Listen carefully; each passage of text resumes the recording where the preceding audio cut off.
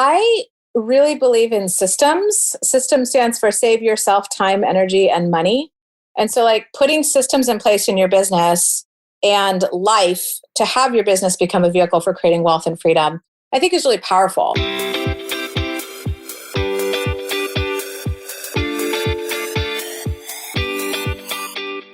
Hey, it's Renee. Welcome to the Into the Wild Show, a podcast designed to encourage women to take their back of the napkin idea, launch it, and grow a wildly successful business. I founded We Wild Women, an entrepreneur training company, to help women like you, moms and go-getters, start the business of their dreams the right way.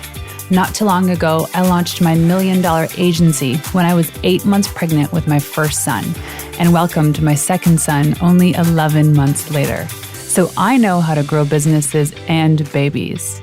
Join me as I teach you the guiding principles and how to start and grow your business while overcoming the voice in your head screaming, "It's not possible." These raw and funny episodes will make you feel like you're right here with me, sipping on some Pinot and leaving more confident saying, "Yes, I can." Every episode leaves you with some action items and a real kick in the ass to get started. Here on Into the Wild, you'll hear from other trailblazing entrepreneurs and experts because I know that the best advice is from someone who's successfully done it before. So put your headphones on, grab a cup of coffee, and tune in because Into the Wild is about to begin. Subscribe to my mom's podcast.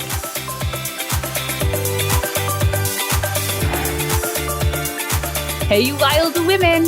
My next guest is the premier financial freedom coach for women entrepreneurs and the go-to expert for some of the biggest names in the conscious business industry.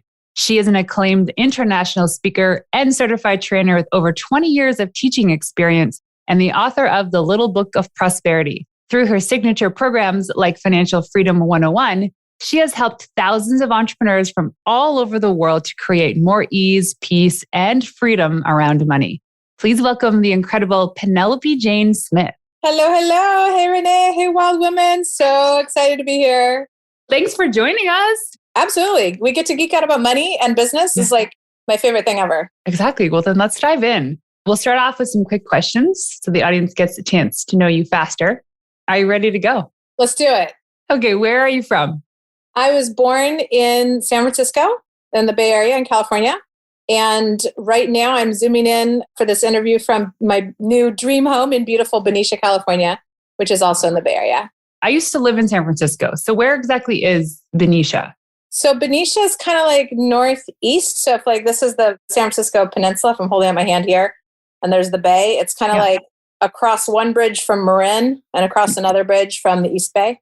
Oh, wow. We used to live in the Mission, Cesar Chavez and Mission. So it was like Bernal Heights area. Yeah, it's kind of like across the bay, but like over a little bit. Cool. So I love Marin. So it's more chill than where you are. It's not like the bustle of San Francisco then.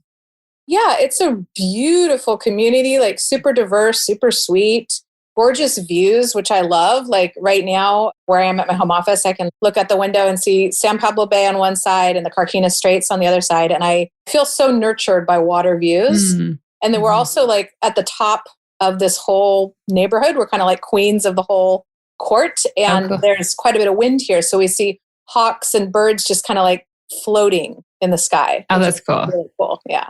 I love it. Okay. So what is your favorite quote? I'd have to say my favorite quote is, "Do something today that your future self will thank you for." I don't know who said it. I just stumbled across it, like one of those memes that somebody posted on Facebook. And I was like, oh, yes, that is it. So like everything I'm talking about with financial freedom and building your business as like a vehicle for creating wealth, it's like, and I think about my past self and everything she did to give me the freedom I have now. And I'm like, thank you. And I want to set my future self up for even more abundance and awesomeness. So yeah, I really, really love that quote. Okay. I like that. What is something you did today that your future self is going to thank you for? I snuggled with my 4-year-old, almost 5-year-old. So one of my intentions for this year is savor the snuggle, especially because I have baby number 2 coming in like, I don't know, about 4 weeks. Wow. So I know that this chapter of our lives of me and having only one kid is coming to a close. So I'm like really soaking up all the snuggles I can. So this morning we just got to cuddle in bed for a long time. And I think that my future self will look back and be super happy that I did that and that I took that time. Get all the snuggles you can. My boys are only 8 and 9, but my 9-year-old acts like a 15-year-old. And the snuggles are less and less. It's almost like now he just does it because he knows it makes me happy and he doesn't want to do it. It just like takes my heart out of my chest. But I like that. Savor the snuggle. Yeah. Okay. What is one of the best pieces of business advice you ever received? I'd say for early on in business, something that's made a really big impact on me was to model success. You don't have to figure it out all on your own. And that's one of the things that's made the biggest difference in my business. Like when I got really clear that like what I was put on this earth to do was to be speaking, writing books, creating training programs, creating info products all around like supporting people to become financially free. I was like, okay, that's what I'm here for. And I decided, okay, well, let me do a workshop and teach people what I know about creating financial freedom. And I had 9 people come to my first little workshop and I charged $10 each. So I made $90. Oh, wow. I didn't really know where to go from there. And then I stumbled upon a mentor who said, oh, we teach people how to lead lucrative and life-changing events and create info products. I'm like, holy cow, that's exactly what I want to do. And I signed up for their programs and I got the templates, the systems, the insights, the mindset shifts. And I led another event. I did a 2-day event. And Renee, I made $52,000 in 2 days. Wow.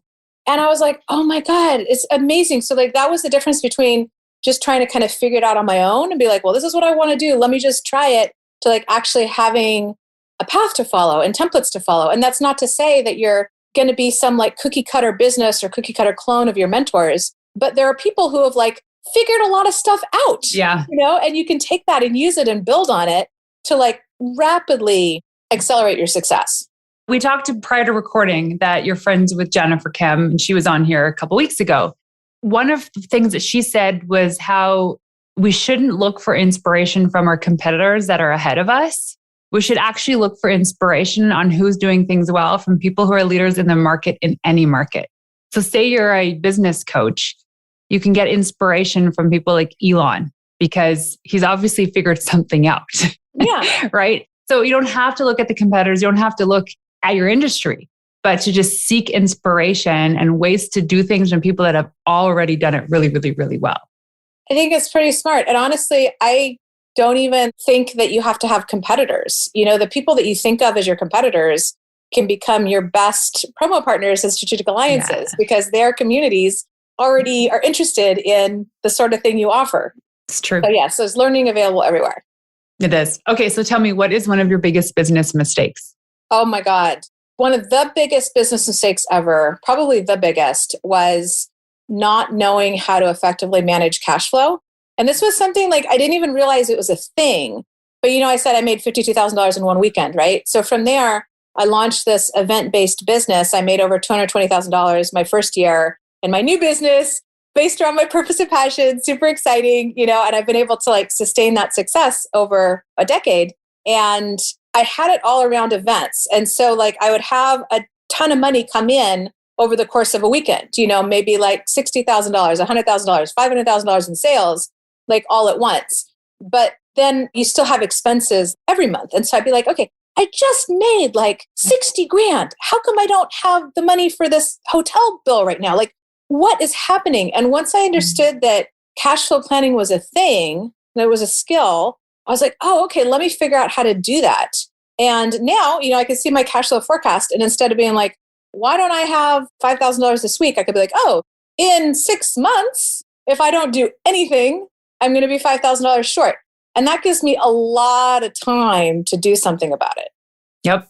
And just knowing where money's coming from and where money is going. It's like a simple thing in business. A lot of people don't do it, right? A lot of people are just scrambling, trying to like get clients, make money, get clients, make money. And then also it helps you make decisions like, okay, well, if I sign up for this $30,000 mastermind, or if I sign up for this $10,000 VIP day, how's that going to impact my cash flow over the next few months? You can see, oh, okay, well, if I buy this now, then I'm going to be short a month earlier, or I'm going to be fine, or whatever. But it allows you to see the impact and helps you make better decisions. And just make sure everything's covered, which I think is very relaxing as a business owner. Because one of the things about being an entrepreneur is your income kind of goes up and down as a roller coaster. But when you're doing the cash flow planning and cash flow forecasting, it doesn't have to feel like a roller coaster. Like you can give yourself a steady paycheck, even if the income in your business changes from month to month.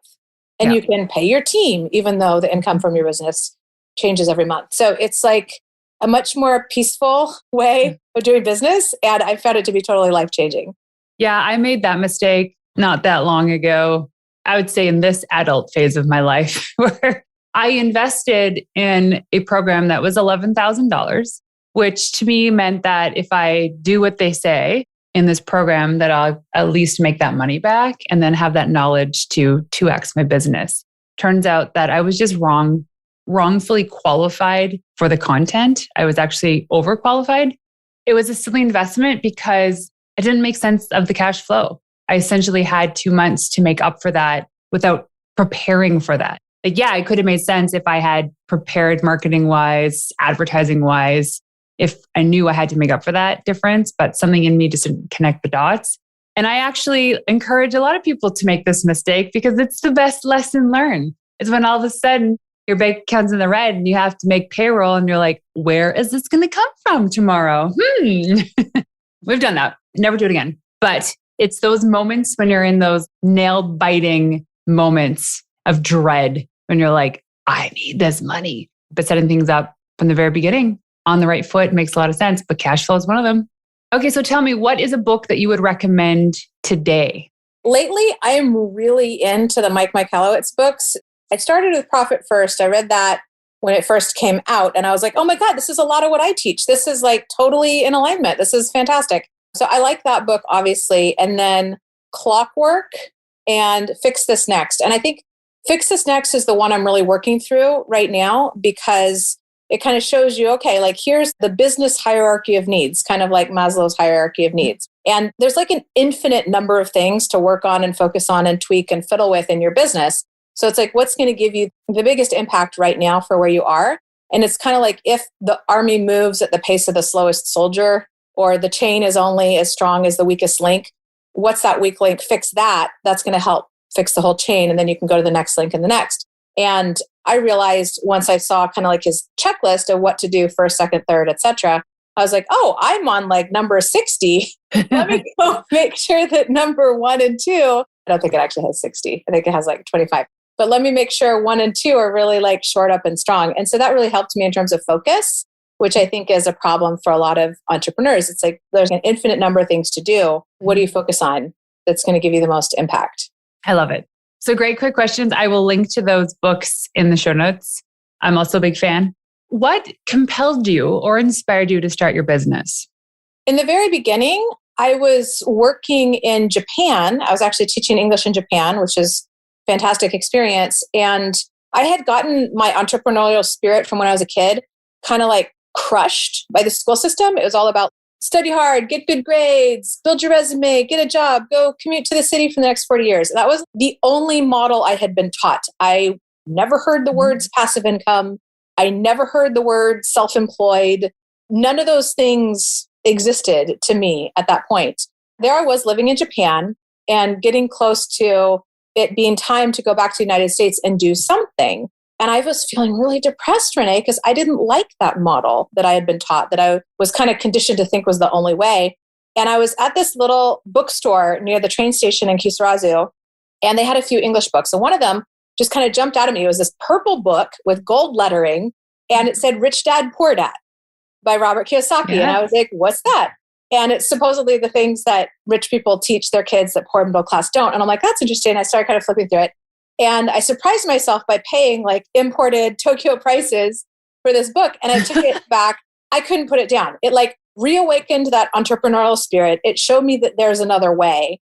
And then I started going to the English bookstore in Tokyo, like every chance I got, which is about 2 hours away on the train, and just bringing back as many books as I could carry on like real estate, network marketing, business, corporations, accounting, MLM, stocks, trading, like just everything money related. Even like the E-Myth was one of the first books that I read because it was recommended by Robert Kiyosaki. So I would take those back to my little apartment in Futsu with the tatami mats and just like sit there and like go da da da. And so I finally came to this conclusion that what I wanted to do was I wanted to build businesses and learn to invest and then teach other people how. Because if I was not loving this whole path that was laid out for me of like, okay, now you got to work at a job for 40 years. I'm like, there's got to be other people that aren't into that either. And I need to show them that there's another way. People need to know this. That was the spark. Mine did not take me to Japan, although that's a really great story.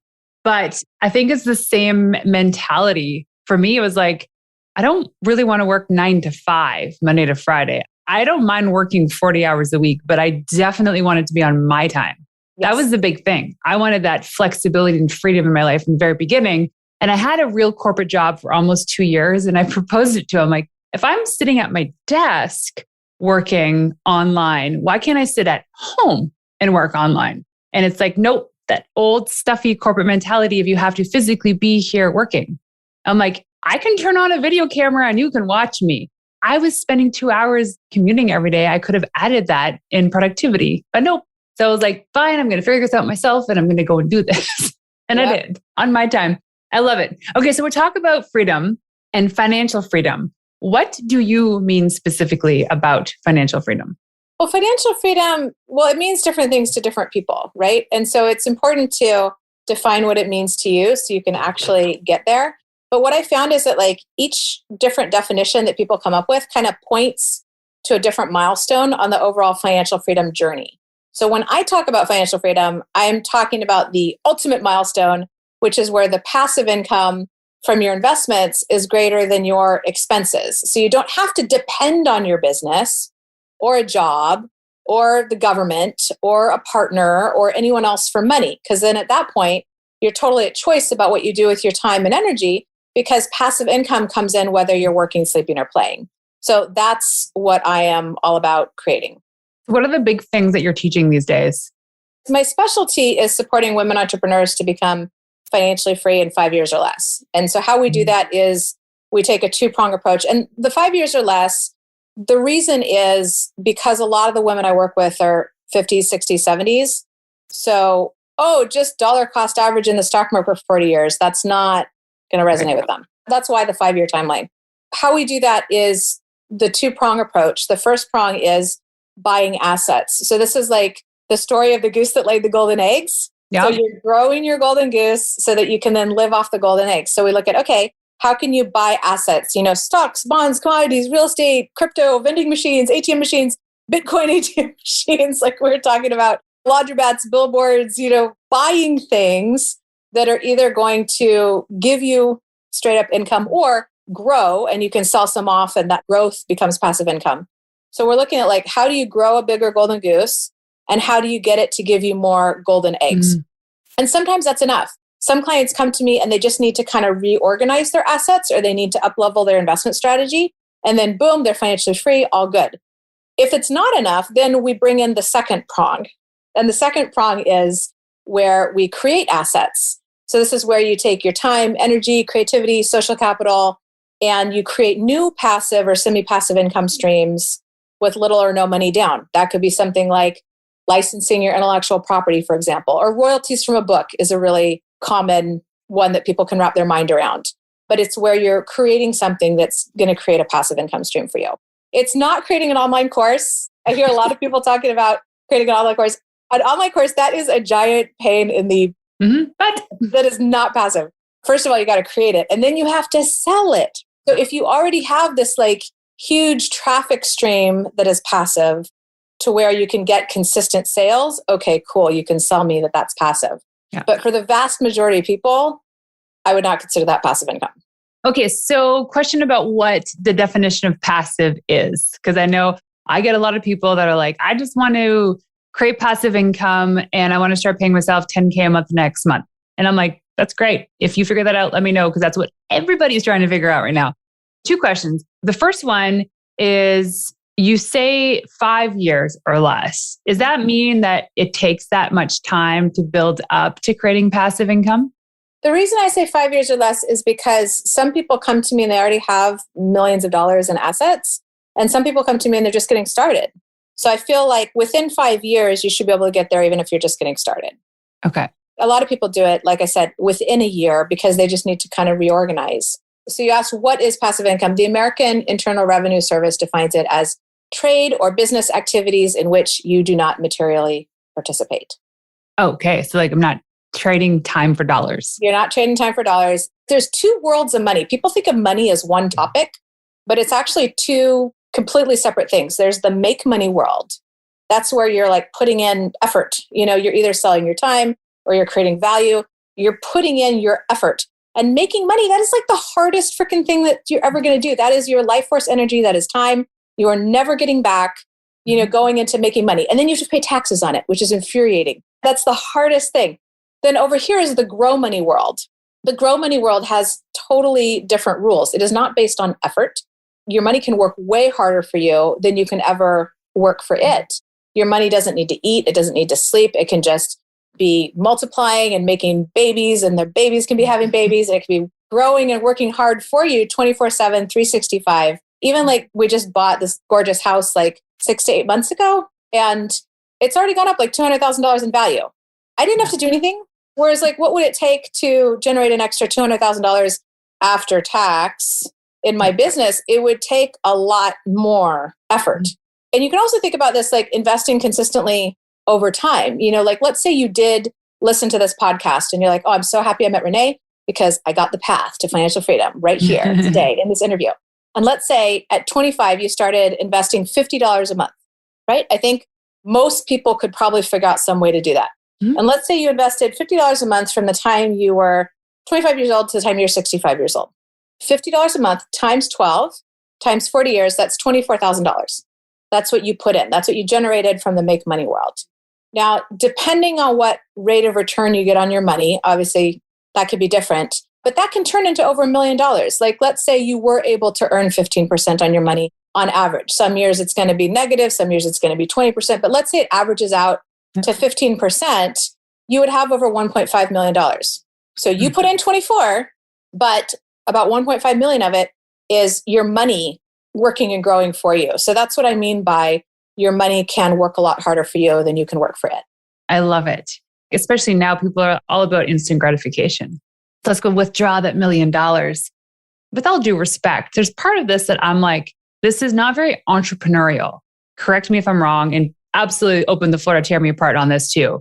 But I think of like entrepreneurship as you're putting in the time to grow a thing. Yeah. Then passive income, I mean, it is kind of entrepreneurial, right? Well, the way I look at it is because I work mostly with entrepreneurs, I'm looking at this as like, how do you have your business be a vehicle for creating wealth and freedom, not just income? Because everyone wants to attract more clients and make more money and like hit 6 figures, and then they want to hit 7 figures, and then they want to hit 8 figures. And maybe they have a really big vision and they want to like take their company public or something like that, right? But it's all like the make money world, make money, make money, make money. Now, if you can add some systems in so that that money you make goes from being active income to being passive income, well, now you set yourself up to create freedom. Yeah. So I don't necessarily look at, I mean, it can be entrepreneurial, like real estate investing. That's like a whole other business, really. Mm-hmm. Yep. I mean, it's called passive income because you're getting rental income, for example, but you still have to manage it just like you would any business. So I think people that like investing in real estate have more of an entrepreneurial streak than people that don't want the hassle and want to just... Well, and also, I mean, if you define the entrepreneur, they're the bigger risk takers. Okay, so total sidebar question. What's happening to the ATM world these days? I feel like no one uses cash anymore. They're gone. I haven't seen an ATM in forever. I still see ATMs, but actually I'm not watching very much what's happening to ATM machines. Because there was a time when you had an ATM machine or 2 or 3, that was your life. Yeah. You're making your income just charging fees on people withdrawing cash. But now there's really cool like vending machines that serve fresh foods and like fresh coffee. Like that's cool. There's still something there. Okay. So next question, we talked about passive income, and a little light on the subject too is how can women successfully set up a business to create passive income? So we've distinguished what that is. I know we talked about hot industries, but what are the hot industries that you're seeing today that are piquing the interest of women? Well, I think something that's gaining more interest and popularity is cryptocurrency. That's not necessarily a business, but it could be. You know, some people set up like mining rigs and all this stuff. And the reason I want to bring it up is because it's still such a male-dominated industry. And it's like, ladies, let's not let the men take all the wealth. Again, let's get in. So I do think that we're at the point where there's enough traction, there's enough mainstream adoption, there's enough history, there's enough money in the crypto world that it makes sense to pay attention, either having it as a small percentage of your investment portfolio or even putting some in for passive income. Like right now, there's crypto exchanges that'll actually pay you 8-9% on your crypto, and you can buy what's called a stable coin, which is a crypto coin that doesn't go up and down in value. It's like glued to a certain currency, like the US dollar. So if you have like one USDC coin, that's going to be $1. So it's not going to go up and down in value, but you can earn interest on it. And that's like way beyond anything you could get at a bank. I don't think they're going to let you do that long, because the banks are going to rally and be like, no, we want people to put our money back here. But like right now you can. That's pretty cool. That's pretty easy to understand. It's very passive. And you don't have to worry about the like wild price swings from something like Bitcoin or Ethereum. So we're not going to go way down the crypto rabbit hole. So in terms of like the crypto rabbit hole, is there somebody, a woman in this space you can recommend that we tune into that's doing magical work here? Well, I think a really easy place to start is if you go to my Penelope Jane Smith YouTube channel. I have a Bitcoin and crypto playlist. Oh, perfect. And if you like the way I speak and teach, I think I have a gift at taking complicated concepts and breaking them down and making it easy to understand. So that's a really good place to start for free, no opt-in required. And you can kind of like learn how it all works. And like, what is blockchain?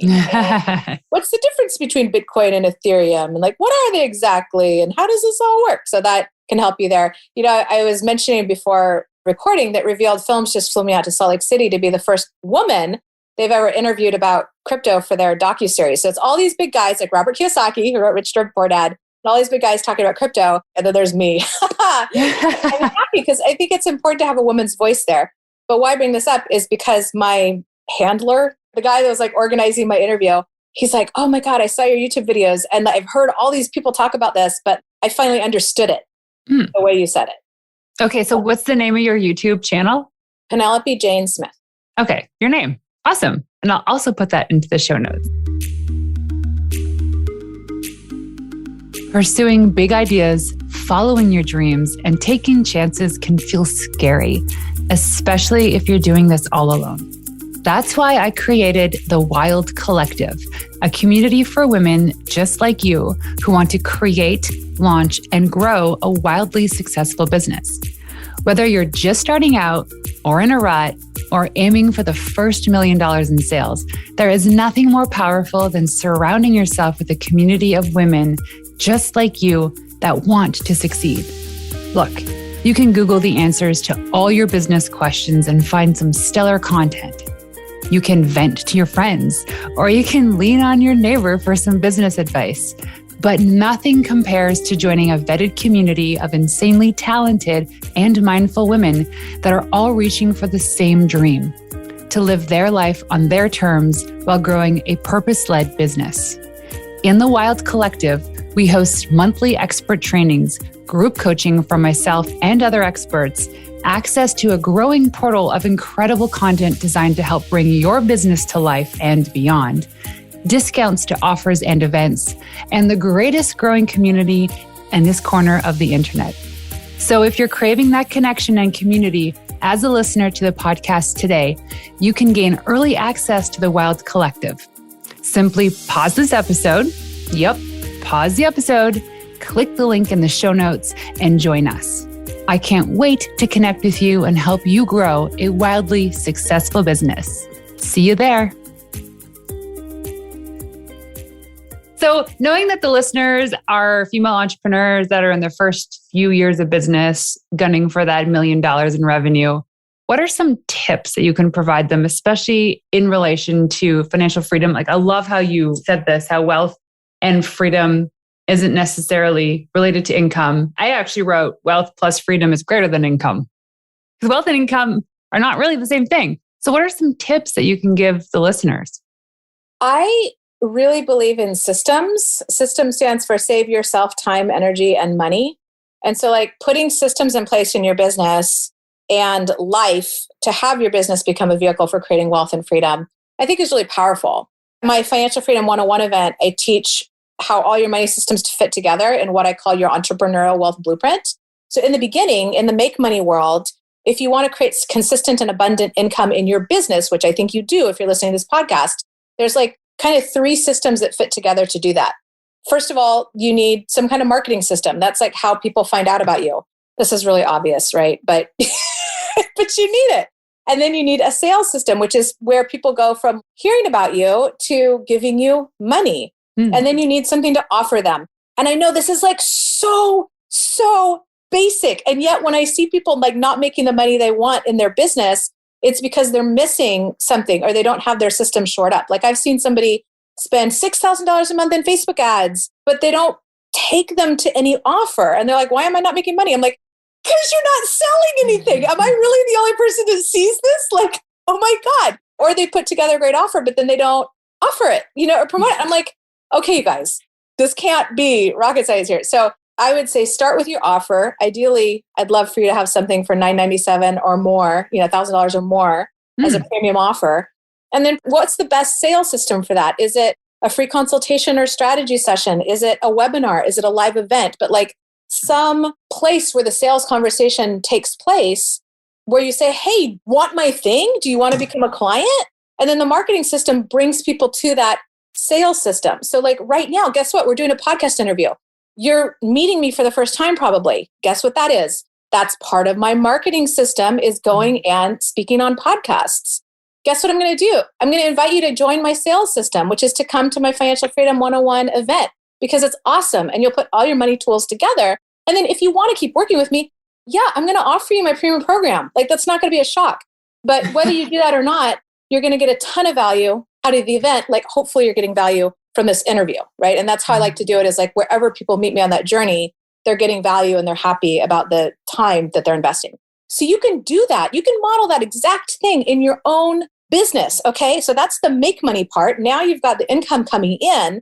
Now you need a system for how to allocate your income so that some of it goes to buying assets and some of it goes to rounding out the ups and downs in your income. So you have your cash flow management system. We were talking about cash flow planning, right? Your system for cash flow planning. And then you have your money management system, which is kind of like different buckets you put money into. Maybe you put money aside for taxes, put money aside to even out your income, put money aside for investing, please. Please do that. And then you have, at the end of that, you have your investment strategy. So you're putting some money aside for investing. Now, what do you do with it? You don't want it to just sit there. You want to buy assets. You want to grow your golden goose, right? So what is your plan for growing your golden goose? And when you put all of that together, now you have consistent and abundant income. And it's not just having you run on a bigger and bigger and bigger hamster wheel. It's actually going to generating passive income, which has you create more and more and more freedom. I just pictured like Plinko from Wheel of Fortune, where it's like thing goes boop, boop, boop, boop, boop, down, right? And it goes into a slot. So like the top of it's like the funnel and like the little thing goes down. I love that. And I know all the listeners are like, I know all this stuff. Most people don't connect the dots. And it doesn't happen overnight. So last fall, I wrote my biggest check as of my first time angel investment that I made. And now I'm learning down this huge path about what it means to be an angel investor and understanding due diligence and all this stuff and the legal and the complexities of buying a business, of which I didn't know crap about. I knew nothing about. People assumed I did because my husband is well into that space and has sold 3 of his companies. But there's nothing like just jumping in and doing it, guided by smart people. But when I wrote that check and I gave it to our fund, I was like, wow, I'm an angel investor. And it feels so good that I can write this check with my own money. And now I'm doing this. That's exciting. It's so exciting. Can I give you like an affirmation or a declaration to help with this? I think people are so afraid of investing because like, oh my God, what if I lose money? So the declaration is this: all my investments are profitable. And that means either they're going to make money or they're going to teach you something that helps you make more money later. So if you come from that frame of like, all my investments are profitable, no matter what, even like we talked earlier about like people taking courses and maybe sometimes you sign up for a $10, $20, $50,000 mastermind and you don't really get the results you want.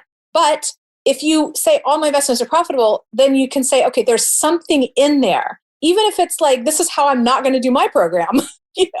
There's something in there that's going to help set me up for more success. If you frame it that way, then you're always going to be growing and learning and creating more wealth. Yeah. So you either win or you learn. Win or you win. You win or you win. The book Angel by Jason Calacanis is also really good because he talks about how the majority of his investments are losses.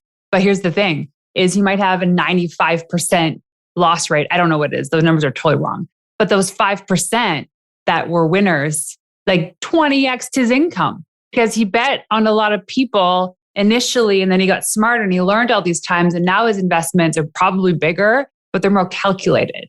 And that's part of the strategy. Part of the strategy is I know that 9 out of 10 of these aren't going anywhere, but that 10th one is going to make all of them worth it. And since I don't know which it is, I'm going to do all of them. And one of them is going to be good. So that's, if you're doing an angel investing thing, then that has to be part of your strategy, right? Yeah, I love it. And again, I don't know anything about it, but I'm open to having the conversations. And yes, I'm very naive about this. But like I said, it's worth just jumping in sometimes if you have the means. If not, then you learn how to do it, develop the means, and get access to the resources so you can. And everyone is fully capable of doing this. Absolutely. But even if somebody doesn't want to go like wild into angel investing, which I would consider a black swan investment, like when you think of a swan, most of the swans you see are white, but every now and then you see a black swan. And most of those investments aren't going to pay off, but every now and then you get one that like really pays off. Totally. So I wouldn't suggest that be like, if you're listening to this podcast, I wouldn't be like, you need to do first thing, you need to go be an angel investor. That's totally the place to start. I look at that more like sprinkles on the sundae, right? Like once you kind of have a baseline established of like maybe slightly more boring things in place. But if it's in alignment for you and it feels good to you and you're learning about it, I think that's fantastic. Oh yeah. And then we have boring stuff set up too. That makes money while we sleep. Okay. So I have one last question for you. When I ask you what it means to be a wild woman, what is that for you? A wild woman, I think it's about living life on your own terms and not conforming to traditional ideas of like how women should be or how women should dress or should talk or should act, but really getting to be like, hey, this is what I want to create. Like I'll share something controversial with you right now. At this point in my life, my husband and I actually don't live in the same house. And people have all sorts of judgments about that. And I'm like, I love it. I get like everything exactly the way I want. We get to come together and like have a ton of fun. And I don't need all his like car stuff and man stuff and guitars in my space. And like, if we're up to me, we'd probably stay in separate houses forever, maybe like next door to each other. But I really like having my own space. And that's something that I think a lot of people couldn't understand. And they're like, oh, you don't live with your husband? I'm like, this is not something to feel bad about. Like, I wanted awesome. this. This is awesome. Wasn't like my initial intention. We moved in together initially and then he had to go take care of his 92-year-old mom and it ended up that way. But I'm like, this turned out nicely, I'm just like really enjoying it while it lasts.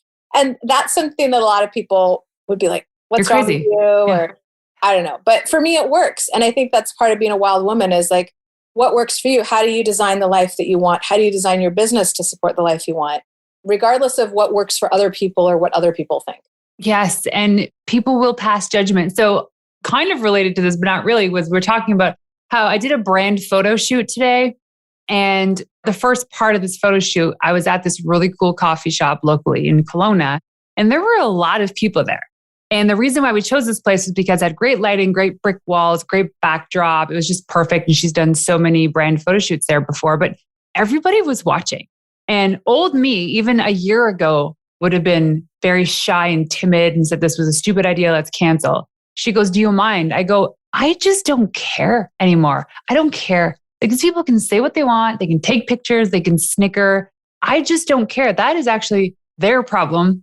And I got so many compliments. They love the skirt. What are you doing? This is awesome. And like smiles, so sometimes it's like being a wild woman is going against the grain, but understanding intimately what we want in our lives. Like you not living in the same building as your husband doesn't mean you have the most horrid relationship. For all we know, you have the epitome of the perfect marriage. But because we think society says you have to live with your husband. And when you told me this, I was like, oh my God, that's actually a really good idea. How do I propose this? I know, right? Somebody told me that back when I was in like high school, he mentioned that this was one of my mom's friends. He and his wife didn't live in the same house. And I'm like, you can do that? That sounds pretty good. And so that kind of like planted the seed. I'm like, oh, maybe I want to do that. I mean, obviously it has to work for Paul too. I think he'd rather be together. And I think that's what we're going to end up doing. But even then, like I'll have my own space I think that's the big takeaway is I realize like I'm happiest if I have my own space somewhere that's like just my stuff that nobody else is going to mess with. 100%. I love it. And I think when I get to an older age too, we might start off with having our own beds and then our own bedrooms. I have actually a lot of friends that don't share the same bedroom as their partners. And I'm like, that's cool. Like we get it. Sleep's important. Why do we have to share? Who invented that? That's the thing. Like somebody just decided that, and that's kind of with me and Paul too, because he thrashes a lot. And like, I like to read before I go to bed. And no matter what I do, even if I put the covers over or if I'm on my Kindle or whatever, he's like, I could just hear you being awake. I'm like not moving. I'm like, we could sleep in separate rooms. Like, no, we should sleep together. Why? I get it. Like if we were cuddling all night, but he has his pillow system and stuff and he doesn't want to cuddle all night. So I'm like, we don't need to actually sleep in the same bed. We could just do all the cuddles and everything. And then we can do that again in the morning. But people have these ideas. I love it. And I think it's so important. And, you said it best and someone just decided one day that this is the way it should be. And even when it comes to running your business with your finances, just because the way it was doesn't mean it's the way it has to be for you. Yeah. So if people are interested in finding out more about you, where can they go online? Well, I mentioned my YouTube channel, Penelope Jane Smith. My main website is realprosperityinc.com. And if you want to check out that event I mentioned, Financial Freedom 101, you can click on the events tab on my website, but I'm going to give you a magic link because if you go on my website, it's $497 for the weekend. Totally worth it. And I'm going to give you something that's going to save you some money. So when you use this magic link I'm going to give you, you can actually bypass that tuition. All you have to do is put down a $97 seat deposit, which you get back after the event. So this is really a full scholarship, saves you $500 that you can put towards your investments instead of towards investing in your education. The link for that is giftfrompenelope.com, giftfrompenelope.com. And when you go to giftfrompenelope.com, that allows you to just put down the seat deposit. The reason we ask for that is because we send you workshop materials, including a workbook in the mail. So we don't want you to be just like, oh yeah, sure, I'll come, whatever, and then not show up because that's real time and money that we're putting into creating a great experience for you. And people pay attention to what they pay for. Exactly. I love that. It's also incentive to attend to the end. They don't even have to attend to the end. But the reason we set it up this way is because this event serves two purposes. One is it's my philanthropy. It's part of my mission to create financial freedom for women entrepreneurs because I'm giving you the education that you never received at home or in school, the financial education you need, because in just 3 days, you're going to put all the money, tools, and systems you need together to become financially free forever, whether you do any other work with me beyond that. So it's part of my philanthropy, part of my mission. And then it's also part of my marketing and sales because some people will say, hey, I want you to actually help me implement this and accelerate my results. And I want to become financially free in 5 years or less. Help me do that. And then they'll jump into my premium program, which then allows us to continue to offer this event to everybody, right? So it's like win-win-win. This model of doing business feels so good to me, so in alignment with my values around freedom, around generosity, around integrity, around community and collaboration and connection. So that's why we do that. I love it. Well, this has been an amazing conversation and one I feel women need to have more often. So thank you so much for joining us today. Thank you, Renee. This is awesome. I love getting to be here with you. So there you have it. Thank you for tuning in to another episode of Into the Wild. To make this girl happy and to help reach other women who are dreaming of starting their business, please leave us a 5-star review on iTunes and everywhere you listen in. Also, if you want to find me in the wild, check me out on Instagram at Renee_Warren. That's RENEE_WARREN.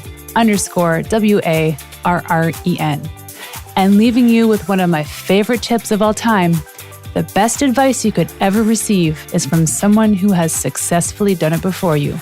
Until next time, ladies, peace out.